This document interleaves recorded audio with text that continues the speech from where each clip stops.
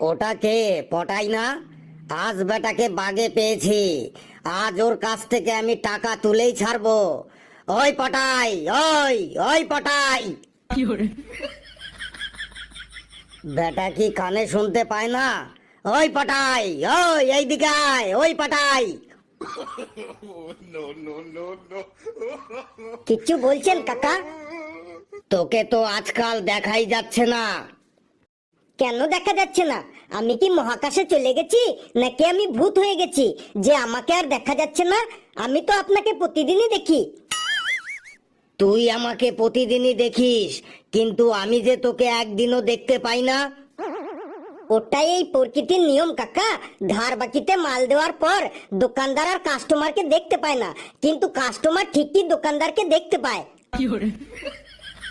থাক, আর বড় বড় জ্ঞানের কথা বলতে হবে না। দে, আমার টাকা দে। টাকা আমি দেব না তো বলিনি, অত মেজাজ দেখাচ্ছেন কেন? মেজাজ দেখাবো না? তোর কত টাকা বাকি হয়েছে তুই জানিস? কত টাকা শুনি? 11,372 টাকা। সামান্য 11,372 টাকার জন্য এত মেজাজ? এটাকে তুই সামান্য টাকা ভাবছিস? তোর বাকি লিখতে লিখতে আমার বাকির খাতার পাতা শেষ হয়ে গেছে। কি বললে? তোমার বাকির খাতার পাতা শেষ হয়ে গেছে? চিন্তা করো না, কালই আমি পাঠিয়ে দেব। ঠিক বলছিস তো? কাল টাকা পাঠাবি তো? না না, নতুন খাতা পাঠিয়ে দেব। কি বললি?